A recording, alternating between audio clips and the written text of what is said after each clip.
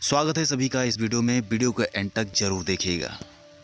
B Subhash के निर्देशन में बनी फिल्म डिस्को डांसर ने 39 साल पहले बॉक्स ऑफिस पर सफलता के सारे रिकॉर्ड तोड़ दिए थे। डिस्को डांसर की तूती देश ही नहीं बल्कि विदेशों में भी बोलने लगी थी।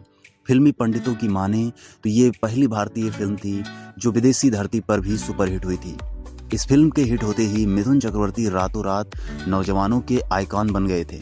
उनके डांसिंग स्टाइल और ड्रेस की कॉपी करने लगे थे लोग। इस फिल्म का जलवा ही था कि जिस मिथुन के रंग को लोग पसंद नहीं करते थे, उसी मिथुन के पास फिल्मों की लाइन लग गई थी। इस फिल्म के बाद तो कई बड़े स्टार भी मिथुन के डांसिंग स्टाइल को कॉपी करने लगे थे।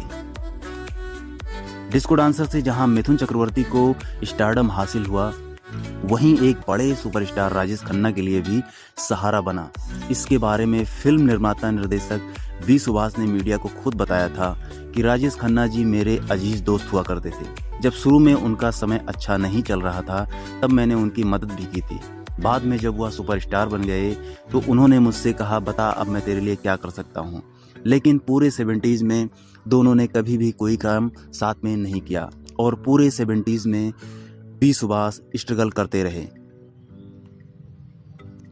राजेश खन्ना 70s के सबसे बड़े सुपरस्टार थे और अमिताभ बच्चन के आने के बाद उनका स्टारडम धीरे धीरे कम होता चला जा रहा था और फिर लास्ट 70s तक उनकी फिल्में बॉक्स ऑफिस पर असफल साबित होने लगी थी, जिससे राजेश खन्ना का कॉन्फिडेंस गिरता गया और अब उनका मन फिल्में करने में नहीं लगता था और वो काफ़ी परेशान से रहने लगे थे।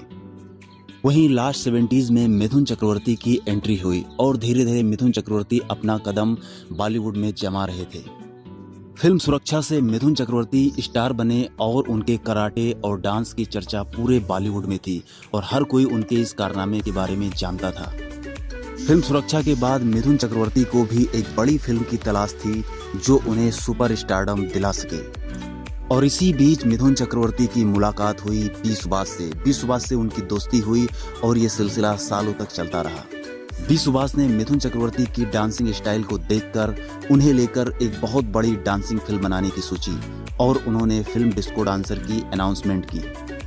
इस फिल्म को बनाने से पहले बी सुभाष के मन में इस फिल्म को बड़ा बनाने के लिए एक आइडिया आया कि इस फिल्म में किसी बड़े सुपरस्टार को लिया जाए और उन्होंने इस फिल्म में सुपरस्टार राजेश खन्ना को लेने की सोची और बी सुभाष जाकर राजेश खन्ना से मिले। राजेश खन्ना का टाइम इस समय बहुत ही खराब चल रहा था, उनकी कोई भी फिल्म बॉक्स ऑफिस पर हिट नहीं हो पा रही थी।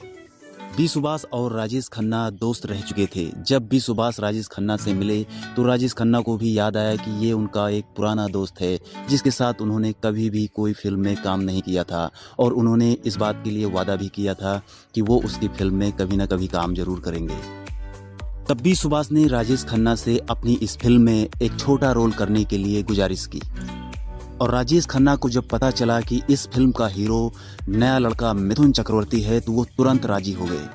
और राजेश खन्ना ने जब इस फिल्म का कॉन्सेप्ट सुना तो उन्होंने फौरन कहा, ये फिल्म पूरे बॉलीवुड पर भारी पड़ेगी और ये लड़का पूरे बॉलीवुड पर अकेला भारी पड़ेगा इस फिल्म के बाद, क्योंकि ये लड़का पूरे बॉलीवुड से अलग है, इसका डांसिंग स्टाइल मैंने देखा है और ये लड़का एक ना एक दिन अमिताभ बच्चन को जरूर टक्कर देगा। और राजेश खन्ना ने जब इस फिल्म की कहानी सुनी तो उन्होंने एक आइडिया दिया कि वो इस फिल्म में इस लड़के के गुरु का किरदार निभाएंगे और ये फिल्म बनाई गई और इस फिल्म में राजेश खन्ना पर एक बहुत ही बेहतरीन सा गाना फिल्माया गया, गोरों की न कालों की, जो गाना पूरी दुनिया में बहुत बड़ा हिट साबित हुआ। सालों बाद राजेश खन्ना पे फिल्माया गया कोई गाना इतना बड़ा सुपर हिट साबित हो रहा था। इस फिल्म में राजेश खन्ना पर फिल्माया गाना इतना बड़ा हिट साबित हुआ कि राजेश खन्ना फिर से लोगों की नज़र में आ गए और लोग उन्हें फिर से एक बार बड़े पर्दे पर देखना चाहते थे। और इसके बाद राजेश खन्ना के मन में फिर से फिल्में करने का विचार आया और लगातार वो पूरी 80s में फिल्में करते रहे और कई सारी सुपरहिट फिल्मों में काम किया।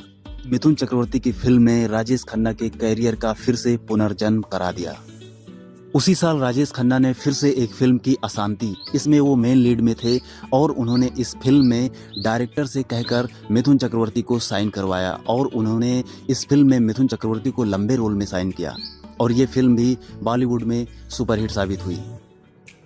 और इस फिल्म में मिथुन चक्रवर्ती के द्वारा बोला गया एक डायलॉग बहुत ही फेमस हो गया, ये डायलॉग था, तेरी जात का पैदा मारूं। इसके बाद राजेश खन्ना और मिथुन चक्रवर्ती ने फिर एक साथ काम किया और ये फिल्म थी नसीहत।